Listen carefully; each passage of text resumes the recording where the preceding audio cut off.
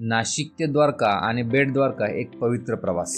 असं म्हणतात की द्वारकाधीश मंदिरातले दर्शन तोपर्यंत अपूर्ण आहे जोपर्यंत तुम्ही बेट द्वारका येथे भेट देत नाही.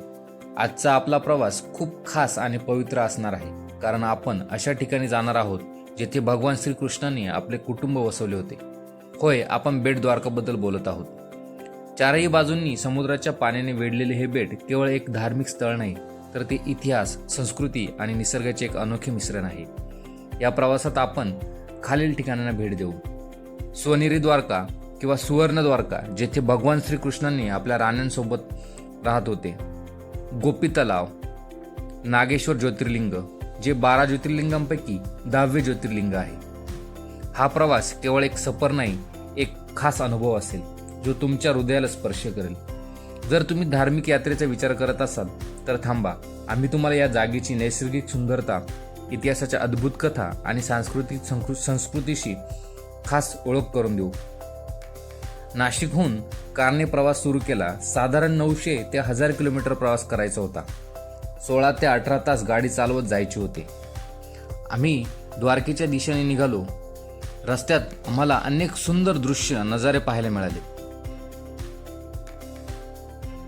द्वारका ते बेट द्वारका हे अंतर 32 किलोमीटरचे आहे. पूर्वी तुम्हाला समुद्राच्या मार्गाने फेरी किंवा बोटच्या मदतीने जावे लागत होते, पण आता सुमारे 1000 कोटी खर्च करून 2.32 किलोमीटर लांबीचा सुदर्शन सेतू पूल बांधला गेला आहे. या पुलावरून आपण थेट बेट द्वारकेला जाऊ शकतो.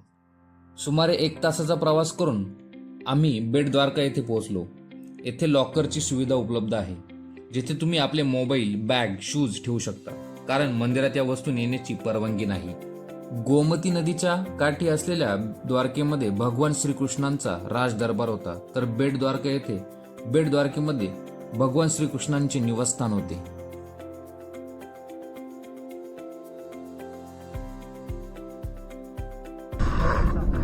तर नमस्कार मित्रांनो, आज आपण जात आहोत सोमनाथ मंदिर, जे 12 ज्योतिर्लिंगांपैकी एक आहे गुजरातमध्ये. आणि आपण म्हणजे आम्ही काल 3 वाजता निघालो आहे दुपारी, आणि आज आत्ता वाजताय जवळजवळ 7:30, आणि आम्ही अजूनही पोहोचलो नाही आहे. कंटिन्यू ड्रायव्हिंग चालू आहे. किशोर शेठ आहे आपले, जे कंटिन्यू अगदी 12 तासांपासून ड्रायव्हिंग करतायत. एकदम त्यांच्यासाठी एकदम टाळ्या.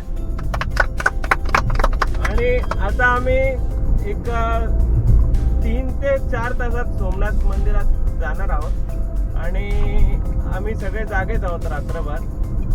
आणि त्यानंतर आम्ही द्वारका आणि बेट द्वारका पण करणार आहे. जमलं तर गिरनारला पण जाऊ. आणि 3 दिवसाचा आमचा प्लॅन होता, पण आता बघूया कसं काय होतो. आणि व्हिडिओ जर आवडला असेल तर नक्की चॅनलला सबस्क्राईब करा, लाईक करा, व्हिडिओ शेअर करा आपल्या मित्रांबरोबर.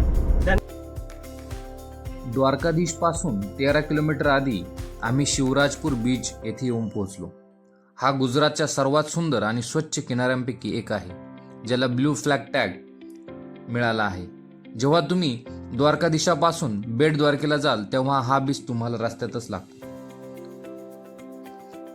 शिवराजपूर बीच हा गुजरातचा पहिला ब्लू फ्लॅग सर्टिफिकेट बीच आहे. याचा अर्थ हा किनारा आंतरराष्ट्रीय मानांकनाचा स्वच्छता, सुरक्षा आणि पर्यावरण संरक्षणाच्या निकषावर उतरला आहे. येथे तुम्हाला सोन्यासारखी चमकणारी वाळू, निळेक्षार पाणी आणि थंड हवा तुमचे स्वागत करते. हे ठिकाण इतके सुंदर आहे की येथे वेळ थांबून जातो, आणि फोटो, व्हिडिओ काढण्यासाठी आपण येथे थांबून जातो. बेट द्वारकाधीश मंदिर हे ते स्थान आहे जिथे भगवान श्रीकृष्णांनी त्यांच्या पत्नी रुक्मिणी आणि कुटुंबासोबत निवास केला होता. येथील मुख्य आकर्षण म्हणजे भगवान श्रीकृष्णांचे भव्य मंदिर, ज्याला बेट द्वारकाधीश मंदिर असेही म्हणतात. येथे तुम्हाला भगवान श्रीकृष्णांच्या मूर्तीचे दर्शन होईल, जी त्यांच्या बालरूपाची झलक देते. ही प्रतिमा माता रुक्मिणीजींनी स्वतः बनवली होती असे मानले जाते. याच ठिकाणी भगवान श्रीकृष्ण त्यांच्या बालपणीचे मित्र सुदामा यांची भेट झाली होती, आणि सुदामा यांनी आणलेला तांदूळ श्रीकृष्णाला भेट दिला होता. त्यामुळे आजही येथे तांदळाचा भोग लावला जातो.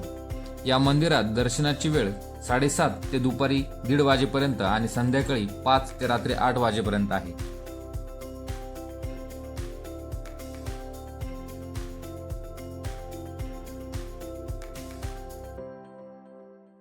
बेट द्वारकाधीश मंदिरापासून फक्त 2 मिनिटाच्या अंतरावर श्री नवनाथ मंदिर स्थित आहे.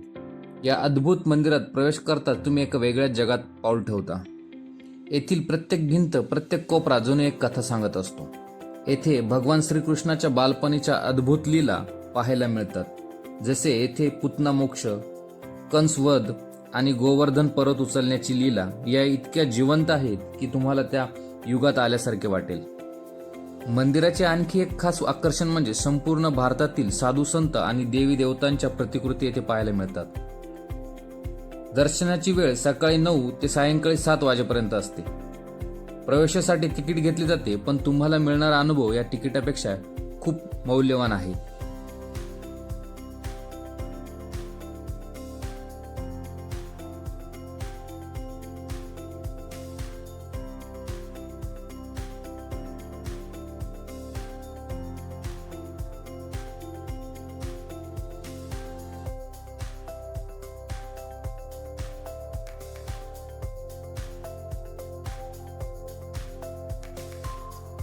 बेट द्वारकापासून 5 किलोमीटरचा प्रवास करून आम्ही मकरध्वज हनुमानजींच्या मंदिरात येऊन पोहोचलो. या मंदिरात हनुमानजींचे पुत्र मकरध्वजजी यांची प्रतिमा स्थापित आहे. या मंदिराचे ऐतिहासिक महत्त्व खूप मोठे आहे. लंका विजयानंतर भगवान हनुमंतांनी याच ठिकाणी आपले पुत्र मकरध्वज यांची भेट घेतली होती असे मानले जाते. रामायणाच्या कथेनुसार हनुमानजींनी जेव्हा लंकेला आग लावून समुद्रात उडी मारली तेव्हा त्यांच्या घामाचा थेंब समुद्रात पडला आणि त्यातून मकरध्वज यांचा जन्म झाला. मंदिर परिसरात दररोज भक्तांसाठी निशुल्क भोजनाची व्यवस्था केली जाते. बेटद्वारकेपासून 20 किलोमीटर अंतरावर गाडी चालवल्यानंतर आम्ही 5000 वर्षापेक्षाही जुन्या गोपी तलावात येऊन पोहोचलो. याच तलावात भगवान श्रीकृष्ण 16,000 गोपियांना शेवटचे भेटले होते आणि तेव्हा गोपियांना मोक्ष प्राप्त झाला होता. जेव्हा भगवान श्रीकृष्णांनी मथुरा सोडून द्वारकेला आपली राजधानी बनवले तेव्हा त्यांच्या भक्त गोपिया त्यांना शेवटच्या पाहण्यासाठी येथे आल्या. या ठिकाणी गोपियांनी श्रीकृष्णांना भेटून आपला देह त्यागला आणि त्याच चंदनाच्या रूपात रूपांतरित झाल्या. याच कारणामुळे या ठिकाणच्या मातीला गोपीचंदन असे म्हटले जाते. या चंदनाचा उपयोग आजही धार्मिक विधीमध्ये केला जातो. भक्त ते कपाळाला तिलक म्हणून लावतात. गोपी तलावापासून फक्त 5 किलोमीटर अंतरावर नागेश्वर ज्योतिर्लिंग आहे, जे भारतातील पवित्र 12 ज्योतिर्लिंगांपैकी 10वे मानले जाते.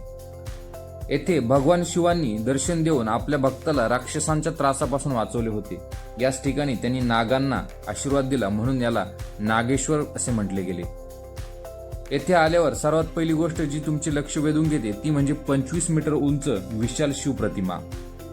या मंदिराच्या गाभाऱ्यात स्थित शिवलिंगाला स्वयंभू मानले जाते, म्हणजे ती कोणी स्थापित केलेले नाही तर ते स्वतः प्रगट झालेले आहे. याचा उल्लेख शिवपुराणात देखील आढळतो. द्वारकेपासून 26 किलोमीटर अंतरावर आम्ही मोलवेल बीचवर येऊन पोहोचलो. येथे खूप कमी पर्यटक येतात. नागेश्वर ज्योतिर्लिंग मंदिरापासून सुमारे 9 किलोमीटर अंतरावर मोलवेल बीच हा एक लपलेला खजिना आहे. येथे जास्त गर्दी नसते, फक्त समुद्र आणि शांतता तुम्हाला अनुभवेल. तुम्ही सकाळी येथे आलात तर तुम्हाला सूर्य उगवण्याचे दृश्य नक्की बघायला मिळेल. तो क्षण तुमच्या आठवणीत कायम राहील. या सुंदर किनाऱ्यावरील एका टेकडीच्या शिखरावर मोमाई मातेचे मंदिर स्थित आहे. मोमाई माता ही या प्रदेशातील काही लोकांची कुलदेवी मानली जाते. मंदिरातील मूर्ती खूप सुंदर आहे आणि येथील शांतता तुम्हाला एक आध्यात्मिक अनुभव देतो. विशेषतः नवरात्रीच्या काळात येथील दृश्य खूप मनमोहक असतात. मंदिराच्या जवळ छोटीशी टेकडी आहे जेथून तुम्ही मोलवेल बीचचा अद्भुत नजारा पाहू शकता.